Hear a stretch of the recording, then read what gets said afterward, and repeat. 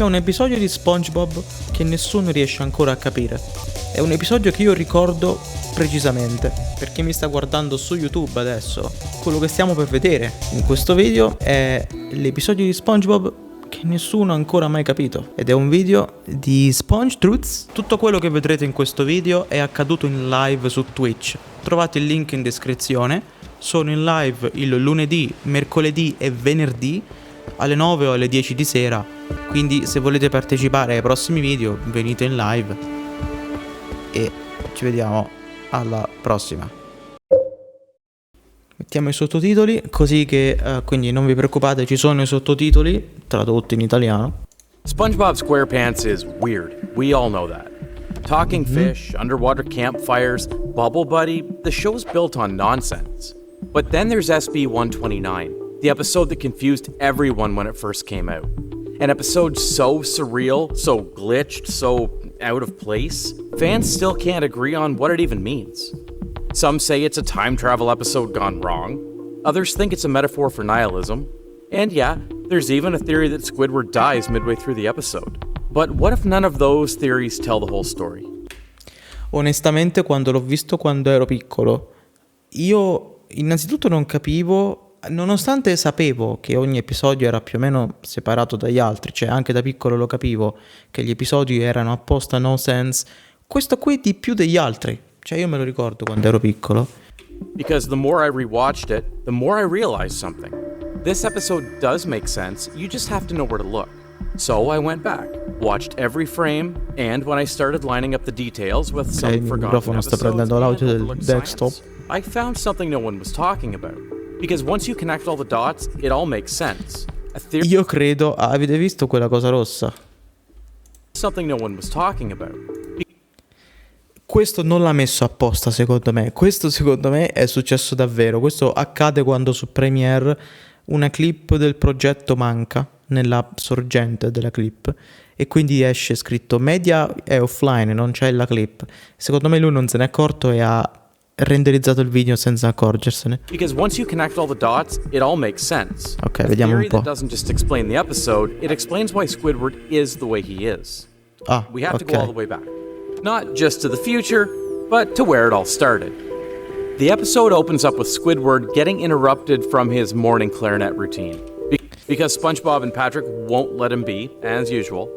So desperate for silence, Squidward runs off to the Krusty Krab, sneaks into the walk-in freezer, and slams the door shut. Squidward! Well, he's not here. I'll bet that eager beaver's already down at Jellyfish Fields. That's how Squidward ends up frozen for 2,000 years. But here's the weird part. Why hasn't anyone opened this freezer in 2 millennia? Sì, esatto. Has no one ever restocked anything at the Krusty Krab? And even if they don't, Squidward's face is literally frozen in the door's window. Someone must have noticed. Effettivamente, non ci avevo fatto caso. Squidward wakes up in the year 4017. Bikini Bottom is changed, and everything's chrome. And the first creature he met is Spongetron, a robotic SpongeBob with rocket legs and 486 other versions of himself. You see, that detail always felt weird to me. This future has kept SpongeBob for centuries. Like, he became something worth preserving. Squidward naturally panicked and asked to get back home right away.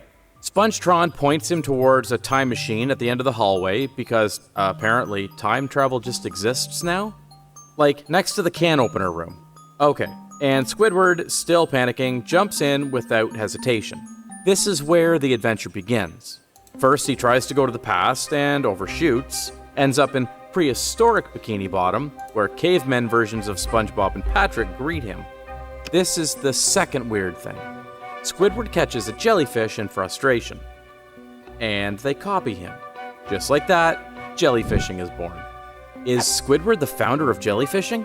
Which is ironic, since we all know Squidward really hates jellyfishing in the future. A parte quello, ma mi è sempre piaciuto il fatto che c'era questa sottotrama di SpongeBob cavernicolo, che in ogni episodio dove appare SpongeBob cavernicolo, secondo me vediamo lo SpongeBob dello stesso identico universo cavernicolo.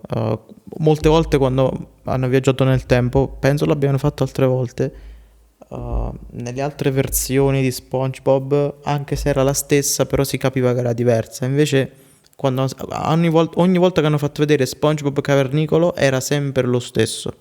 Questo l'ho sempre pensato.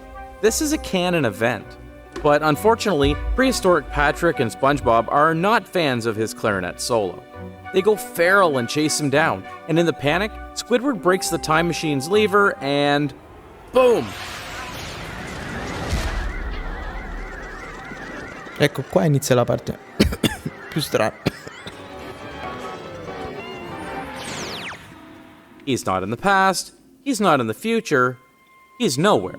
A blank white void, no water, no sound except echoing versions of his own voice bouncing back at him. He liked it at first because he could finally be alone. Alone. Alone. Alone. But the longer he stays, the more his voice glitches. His words double up, his mind spirals. His isolation gets amplified, and the only thing he wants after all this time is to go home. After a few good stomps, he finds the time machine again, he screams for the machine to listen, and it does. It takes him back. The machine listens, without any lever or instructions, just because he asked. Which is strange, right? It just works, like it knows it has to close the loop. And then we get one more final moment. Squidward steps out of the time machine, back to Conch Street, back to normal. Then comes the final punch, with Patrick and SpongeBob asking him to go jellyfishing again, and this... Who's the barnacle head who invented that game anyway? Why, Squidward? Which is terrifying, because how do they know? Come fanno a saperlo? Cioè, è come se loro avessero visto l'episodio. Prehistoric memories echo forward? Did they inherit it? Or has the loop already restarted and no one remembers the first version except him? On the surface, SB-129 looks like just another goofy SpongeBob time travel episode. Squidward jumps too far into the future, too far into the past, gets stuck in a void, and then somehow comes back home. Simple enough. Except, it's not. Because once you actually line up what's happening, too many details don't add up, too many moments feel wrong. Like, something about this timeline broke and no one ever fixed it. E la parte peggiore, cioè più strana, è proprio questa del futuro dove è tutto cromato. C'è SpongeBob, quasi solo SpongeBob e Patrick, che sono molto strani.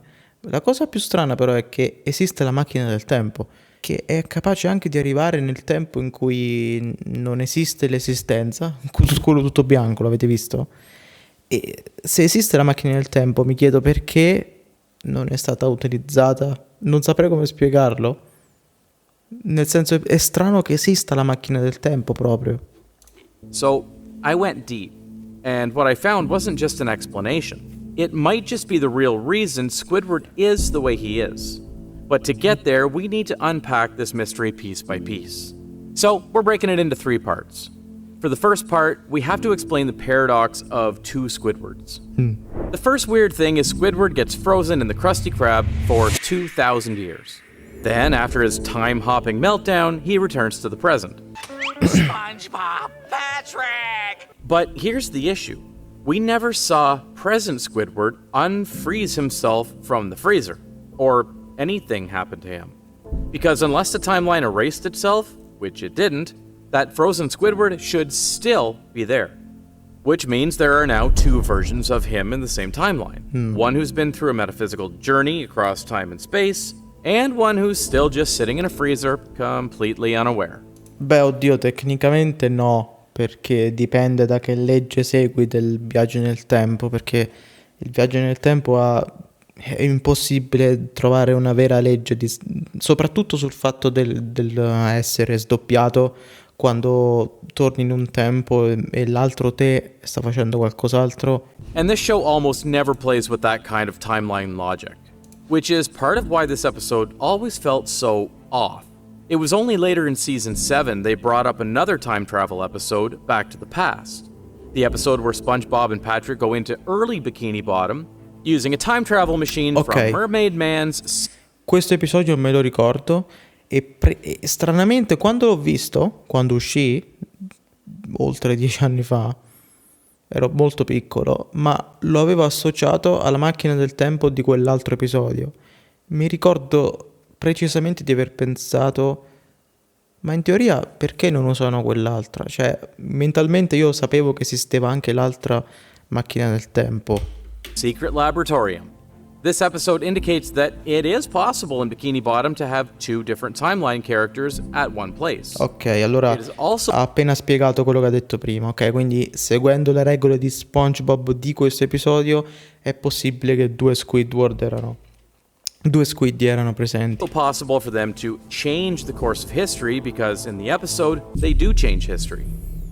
Patrick eats all the tartar sauce, which prevents Mermaid Man from ever capturing Man Ray, and Man Ray later dominates the whole world in the present day. This also means the first episode of Mermaid Man and Barnacle Boy from season 1 never happens, because Man Ray never gets frozen in the tartar sauce.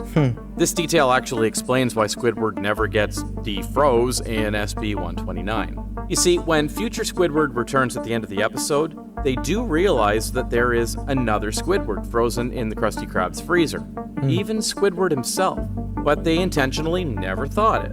Oddio, non so se ne rendono conto che c'è in realtà. Because doing that would break the timeline he accidentally created, one where jellyfishing exists. Yeah, we're going there. Jellyfishing exists because Squidward brought it to the past even though he only learned it from the future. Which means, and yes, this is canon, Squidward invented jellyfishing. That's a bootstrap paradox, a time loop with no beginning. And that's the poetic horror of it. He tried to run from the things he hated most, only to realize he was the one who started them. So they let him freeze there for 2,000 years, let history stay intact, even if it means freezing a version of him in time forever. But that still doesn't explain the weirdest moment in the future. Because after 2,000 years, when Squidward wakes up, Spongetron looks at him and says, I am Spongetron. Welcome to the future. Like he was expecting him. By Lo now stava we've established two aspettando quasi. things. One, time travel is real in Bikini Bottom. And two, the timeline remembers. And if the future SpongeBob descendants know Squidward was coming, that raises a new question. Did they pass along the words to their descendants? And that brings us to the second part of the theory. Not about Squidward, but about the immortals who never left. Let's get scientific for a second. Sea sponges can live up to thousands of years in the deep ocean. One of the big reasons is that they're what scientists call clonal species, organisms that continually regenerate. Some parts die off, others grow back. It's not exactly immortality, but it's close. And it gets even better, or weirder in this case. They thrive in cold environments, grow slowly, and don't burn through energy fast, which is what the bottom of the sea is. It means SpongeBob didn't just survive 2,000 years in the sea, he evolved too. This theory is also backed up in episode Pressure. SpongeBob casually mentions he can reproduce by budding, which is not a joke. It's a real thing sponges do. But what about Patrick? Starfish like Patrick, they can regrow limbs, Sì. and in some species a whole new body. He also mentions this in episode Karate Star. This also explains why Patrick has two heads in the future. So by the time we get to the future in SB-129, those SpongeBob and Patrick aren't descendants, they're clones. Versions of SpongeBob and Patrick who have been replicating themselves for thousands of years, possibly with the same consciousness, passed along each time. Sì, però non spiega comunque il fatto che sappiano che sia stato Squiddy. Cioè, nell'età della pietra, quando era un cavernicolo, non aveva il cervello di pensare che quello era Squiddy, se vogliamo essere più precisi. E poi perché non ci sono altri? Cioè, dov'è Mr. Crab? Perché è tutto cromato? E perché ci sono solo loro due? Vabbè. Which raises an even bigger question. If SpongeBob and Patrick can live forever, regenerating and reliving, are they even aware they're clones anymore? Have they passed along some kind of collective memory? Or are they just performing the loop because it's all they've ever known? Because here's what that means for SB-129. Squidward wakes up after 2,000 years, dazed and confused, but Spongetron, he's calm, fully sentient, and when Squidward asks to go home, Spongetron doesn't even question it. Like he's seen this before, like he's been expecting this moment. That event isn't random, because he was indeed expecting it. Because they've lived it over and over and over again. It could also explain why Patrick shows up in perfect timing, because he knows Squidward will be there. That's the actual timeline for this episode. But that still leaves one last mystery. We still need to explain the nowhere place, what actually happens in the time machine. An identity are already shifting around Squidward, then what actually happens when he breaks the machine? Where does he go? That's the last piece of this puzzle. This is the last section of our theory, and it will put the two previous theories together, and it will blow your minds, because it makes sense of everything. And what actually happens when he breaks the machine? Where does he go? That's the last piece. Ecco, l'ultima parte quando diventa tutto bianco. Vediamo un po' cosa da dire. This puzzle. This is the last section of our theory, and it will put the two previous theories together, and it will blow your minds, because it makes sense of everything. Ok. You see, after Squidward breaks the time machine, he doesn't land in a prehistoric jungle or some dystopian future. He lands in nothing. A blank, white space with no direction, time, or sound, except his own echo. And Io l'ho interpretato quando lo vedi come se è andato talmente tanto nel futuro o nel passato, talmente lontano a un punto che non esisteva nulla e quindi esiste solo la tua coscienza. Ed esistendo solo la tua coscienza, vedi quello che vede la tua coscienza. È come se sei andato in un punto dove non esiste nulla, nemmeno tu, tranne la tua coscienza che è stata portata in quel momento. Non lo so, mi era venuto questo in mente a me. despite the soft colors, the minimalism, the quiet, this might be the darkest place in the entire series. This void could be a purgatory, or worse, a limbo. And I'm not just throwing around spooky words here, the signs are all over this sequence. Start with the most obvious detail. I quadrati. There's no water. Not even background bubbles. Not even the sound of the ocean flow. Ah, ok. Which is insane because SpongeBob almost never drops the underwater illusion. Non c'è acqua, ok. This is the E però riesce comunque a muoversi. only time the ocean rules are completely gone. The place is totally empty, matching how spiritual Limbo is often described. The second evidence that I noticed about this scene was how the voices seem to haunt Squidward, especially at the alone monologue part. The void is repeating him, mocking him, or maybe it's not his voice at all anymore, just echoes of other souls. No. And then there's those floating color fragments, weird Ecco. glitching shapes with no explanation. They're not I quadrati sono la cosa un po' più strana, secondo, cioè un po' più particolare. errors. They're shattered pieces of memory, fragments of the Bikini Bottom timeline that broke when Squidward snapped the machine. This is what Limbo looks like in SpongeBob's universe, a place where deleted Secondo me no. Secondo me no. scenes, abandoned realities, and broken characters drift without meaning. This is where the loop ends, and you don't. But the true tragedy lies in the way Squidward gets there. Before he arrives in the void, the time machine doesn't just malfunction, it glitches out completely, spinning wildly, folding in on itself, cycling through colors, Sì. and then it disappears in a Esatto. burst of white light. You could interpret this as Squidward dying. There is no way Squidward could have survived Dove cazzo è successa questa cosa di Squid di peloso bagnato e nudo? cycling through colors, and then it disappears in a burst of white light. You could interpret this as Squidward dying. Dove è caduta questa cosa? There is no way Squidward could have survived being flattened to almost subatomic size and an explosion of white energy. So, if we assume the time machine completely collapsed in on itself, what we're watching now isn't Squidward's body, it's Squidward's mind and his soul. Sono un genio, l'avevo detto. And if Squidward just stayed in this realm, he would be placed in a state of suffering. Being out of the seawater would have probably suffocated him. And haunted by the voice of the lost souls in this case. Poor Squiddy just wants to be free of SpongeBob, Patrick, jellyfishing, all of it. And he got it, technically. But in that moment, surrounded by nothing, he realizes the scariest truth of all. Without all those things, there's nothing left of him. And that's when it hits. He screams to no one. And the machine responds. But here's where it gets even stranger. The machine doesn't need a lever anymore. It doesn't need a destination, it just listens and obeys. Like it wasn't mechanical to begin with. Like Sì. it's a force, a cycle, a system designed to reset Squidward once he's broken. It brings him back to Conch Street. So let's put it all together. Secondo me la vera e propria teoria è che l'episodio è effettivamente una metafora per, nel senso, qualcosa di divino che accade, che gli fa capire a lui che in realtà la quotidianità che sta vivendo va bene, tra virgolette, solo che il modo in cui è fatto è molto particolare. È strano, anzi, perché sembra che in realtà gli vogliano mostrare altro. Squidward didn't just stumble into the future, he created it.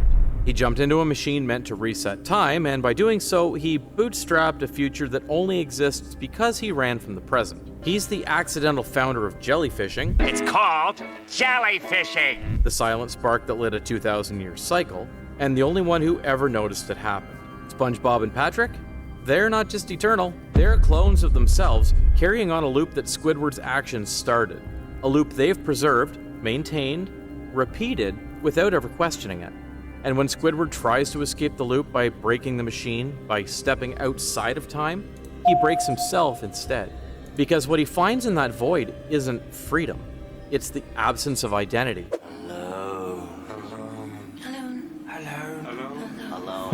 You think this episode was about Squidward being annoyed? Nah, it's a story about identity collapse. About what happens when you reject the part you've been assigned, and find that nothing else is waiting for you. One Squidward is still frozen in the freezer, untouched, forgotten, and quietly holding the loop in place. Another just returned from oblivion, fractured, haunted, changed. You don't know how happy I am to see you guys. Both exist and are trapped in a cycle that never breaks. You can try to reboot your life, you can jump timelines, but eventually, the loop will find you again. Because ironically, the world you hate was the only one you knew existed. So, if SpongeBob and Patrick are eternal, and Squidward is the only one who changes, then Squidward, the one who remembers, is the only one who ever suffers. Because he knows there's no escape. So yeah, SB-129 might be one of the most... Non penso che soffra tantissimo per la cosa. Però sì, la spiegazione penso sia giusta. Io penso che effettivamente è solo una metafora, ma hanno messo alcuni indizi come SpongeBob che nel futuro si sdoppia per quel fatto specifico delle spugne spugne e stelle che crescono.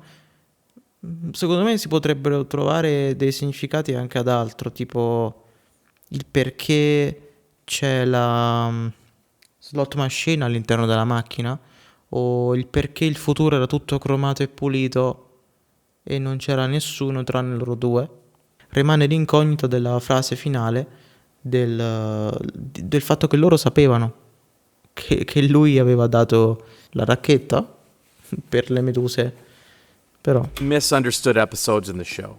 Not only is this episode hiding something so canon, the episode could also explain why Squidward is grumpy in the first place. Because he knows he's stuck with his neighbors, no matter the timeline. But if you thought this was... Non credo che sia quello, però io non penso che questo episodio spieghi perché lui è arrabbiato e altre cose. SpongeBob's strangest episode? Wait till you see what they tried to bury in plain sight. There's another episode, one so dark, so disturbing, some fans believe it was never meant to air at all. And we finally broke it down. In our last video, we solved the mystery behind what might be SpongeBob's darkest episode ever. Trust me, the scariest parts are the ones no one notices. Magari potremmo vedere anche questo altro video. Non capisco perché è tutto cromato, forse per dare una esagerazione visiva e artistica del futuro. A un certo punto, quando si rompe la leva, esce questa cosa che ricorda un po' una slot machine. Lui non ha dato una sua teoria su questo, ma secondo me due limoni, non riesco a dire limoni. Il limone significa sfortuna, ragazzi. Il limone sta per sfortuna. Nei simboli delle slot il limone è spesso visto come un frutto aspro legato alla perdita. Ok, allora, adesso questa spiegazione è ancora più pazzesca perché rispecchia l'intero episodio, secondo me. Il riflesso della cromatura, la specchiatura che c'è, vedete che si specchia, Squiddy? È tutto cromato, è tutto riflesso, ok? La cromatura riflette. Un futuro cromato è uno specchio del presente, che non offre nuove possibilità, ma rimanda sempre all'immagine che già c'è, ok? Ed è una metafora forte per un destino circolare, dove anche andando avanti si torna allo stesso punto, che secondo me spiega un po' l'intera puntata. Ma alla fine il destino è circolare e tu sei dove sei sempre dovuto essere. Infatti Squiddy torna dove era e come ha detto lui nel video, capisce che è un circolo, che non può uscire da questa sua vita che è fatta e scritta così. E lui è costretto a vivere così. Mamma mia, ragazzi. Ok, no. A posto, scusa, stavo controllando una cosa. Allora, ci vediamo mercoledì.